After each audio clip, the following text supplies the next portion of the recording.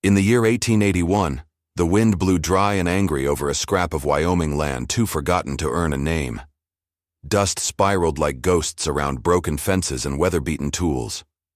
A hawk circled overhead as the late afternoon sun dropped shadows over a modest log home, barely upright, its windows stuffed with rags, its porch sagging under the weight of despair. Clara Whitmore stood barefoot in the dirt, her long skirt stiff with wear, her dark hair pinned haphazardly from a sleepless night. In her arms, a baby whimpered. Two more lay bundled in a makeshift cradle made of an old washtub beside her boots. All three were thin, pale, and hungry. The wind carried no promises, only grit. She didn't flinch when the sound of hooves cut through the air. Jeremiah Pike rode up like he owned the land and the air around it. He wore silver spurs and a wide grin that didn't reach his eyes. He dismounted slowly, theatrically, brushing dust from his jacket with gloved fingers as if the earth beneath him was beneath him. "Evenin', Mrs. Whitmore," he drawled.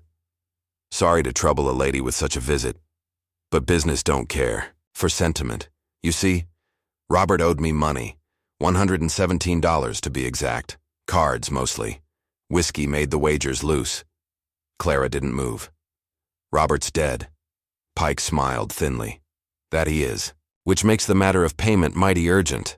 If you can't cover it in cash, I'll have to accept collateral."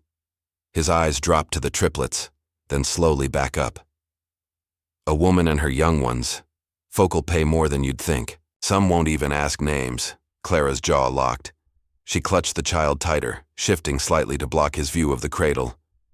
"You best turn that horse around." 3 days, Pike said, mounting again. "Then I return.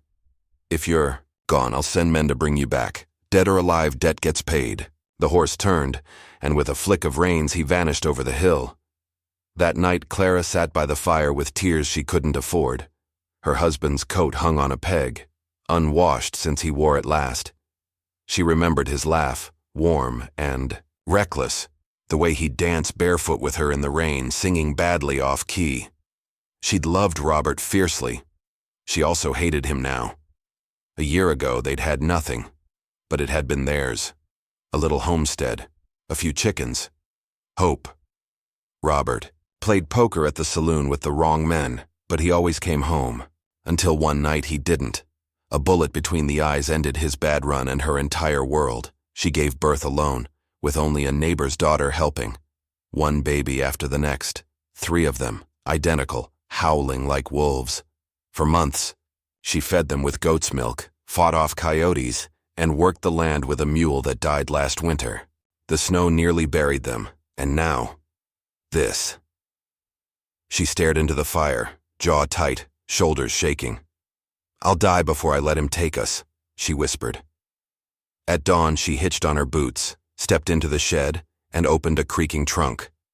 Inside lay Robert's old Spencer carbine, wrapped in oilcloth. The barrel was rusted, but the weight in her hands felt right. She sat on the porch, cleaning it slowly as the babies slept.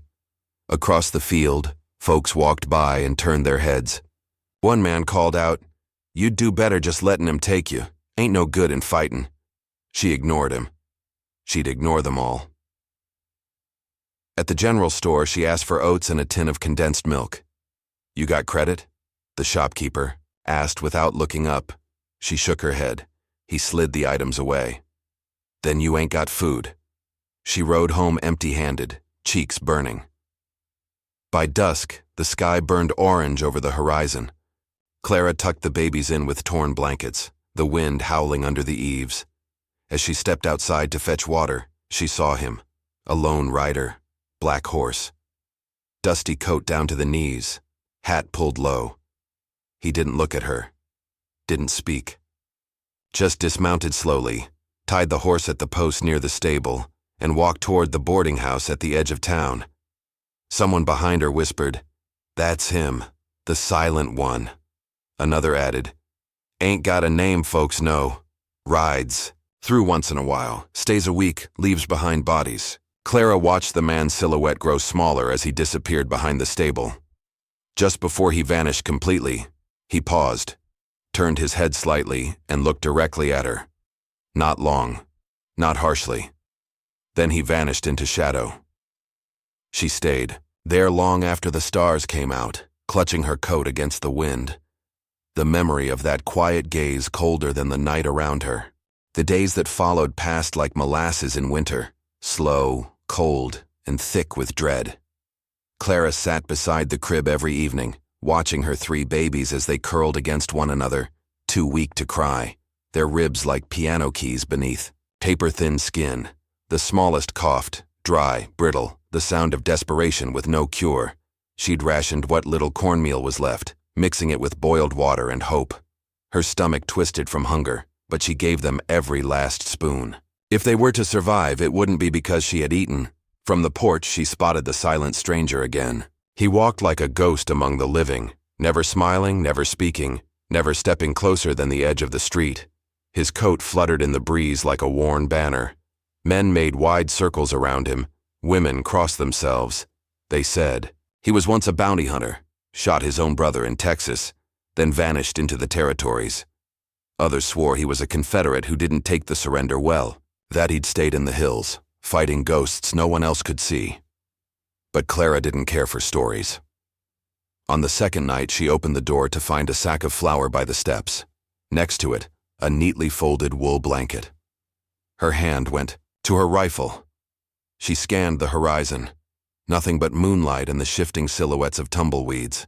No sound but wind and the distant howl of wolves. She knelt, touched the blanket. Soft, thick, still warm from someone's arms. And for the first time in weeks, she wept.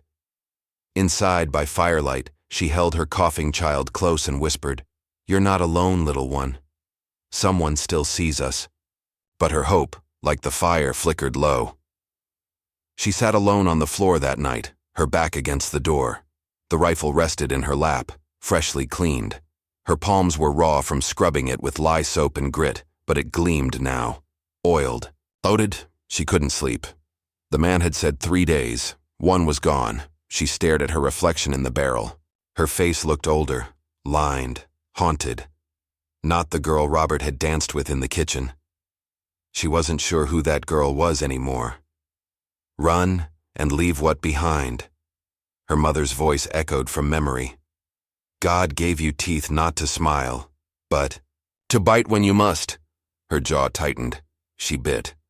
At dawn, she stepped outside and lined up 3 glass bottles on the fence. She lifted the rifle, aimed. Bang. Missed. Bang. Shattered. Bang. Missed again. Her hands trembled, but she kept going, loading, firing, breathing. By sundown, her shoulder ached and her ear rang, but she hit 2 bottles in a row. She allowed herself a sliver of pride. The storm rolled in like a beast in mourning. Thunder cracked the night open. The babies cried. Rain soaked the roof, leaking through the seams and into buckets Clara had long since placed. By midnight, fever took hold of the smallest child. His body burned. His cries turned hoarse, then weak. Clara wrapped him in the new blanket, strapped him to her chest, and saddled the old mare. The other 2 babies, she left swaddled with the rifle close by. She rode through the blackness, praying for a miracle. The apothecary's door was shuttered. No light, no help. She turned back. Lightning streaked the sky. Hooves pounded the mud. Behind her, 2 riders, faces hidden by soaked bandanas. They pulled alongside. One grabbed her reins. "Mr. Pike says time's up early," the man growled. She drew her knife, slashed at him, caught his shoulder. The mare reared, and Clara was thrown into the mud. Her head struck stone, her vision blurred. One man reached for her. "You'll fetch twice as much looking like this." Then a sound. Crack. Gunfire. One man dropped, the back of his head blooming red. The other turned, too slow. Crack. He fell into the mud beside her. A figure stepped from the trees, pistols. Still smoking. The stranger. His coat clung to his frame, dripping with rain, eyes like frozen steel. He holstered one pistol, walked to her, and reached down. Clara blinked up at him, disoriented, her baby coughing weakly against her chest. He pulled her to her, feet with one hand, placed the reins in the other. He looked her square in the eye, then spoke his first word. Ride. Her breath caught. She obeyed. They didn't speak again. He followed her home, silent as a mountain, his shadow a cloak over hers. When she dismounted, he scanned the perimeter, checked the doors, then stood under the tree nearest the cabin. Rain still poured, but he didn't move. She lit a fire, changed the baby's rags, and crushed dried willow bark from a forgotten tin. Fed him a bitter tea she prayed would break the fever. The next morning, she found the stranger still there. Hat down, eyes half-lidded, hand resting near his belt buckle where one pistol still waited. She opened the door slowly. Coffee? He nodded once. They sat under the porch. He leaned against the post, drinking from a tin mug. She watched his face. Sharp, weathered. More scar than skin in some places. Eyes tired, but not cruel. You got a name? He didn't answer. She let it rest. Thank you, she said instead. He stood, set the cup down, and walked off without a word.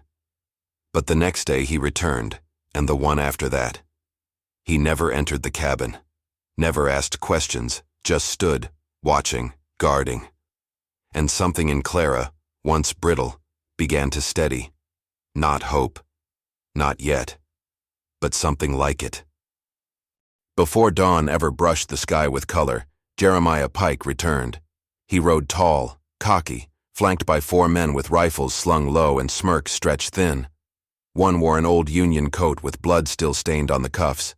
Another chewed tobacco like it was breakfast. Together they brought the weight of finality. Pike dismounted, spat into the dirt, and nailed a sign to Clara's gate with the back of his knife. Final payment due. Woman and property claimed at sunrise. The hammer echoed like a funeral bell. The townspeople saw, and did nothing. Clara took her babies to the chapel. She begged the preacher to intervene. He didn't even meet her eyes. There's law in this land, Mrs. Whitmore, and it ain't always just. He closed the door in her face. She stood there, knuckles white on the cradle, lips trembling. The baby coughed softly in her arms. Behind her, a distant hoofbeat. The silent rancher, Daniel, though she still didn't know his name, rode past, her gate, and into the trees. He returned near midnight, flanked by 2 shadows. The first was a man named Chaska, tall, wrapped in deerskin, his braids tied with sinew and silence. His eyes saw too much and gave away nothing. The second was Eli, Booker, weathered, dark-skinned, and built like an iron stove. His laugh was gravel. His coat carried the smell of smoke and bear fat. Clara stood on the porch, rifle in hand, as they dismounted. The rancher stepped forward, eyes locked on hers. "We ride at dawn," he said. "If you're willing." She nodded. No hesitation. The sky broke open in streaks of gold and gray. The wind picked up like a warning. Pike arrived at the rise above the farm with his men, guns ready, smirks in place. Below, in the tall grass near the cabin, Clara lay prone with her rifle. Her finger steadied on the trigger, heart pacing like a drumbeat. To her left, Eli had buried traps beneath hay piles. A knife gleamed at his belt. He crouched behind a wagon, still as stone. Chaska disappeared into the trees like a spirit called back to the earth. No one saw him again until the killing started. The rancher, Daniel, stood in full view at the gate, hand resting on his hip, like he was inviting death itself.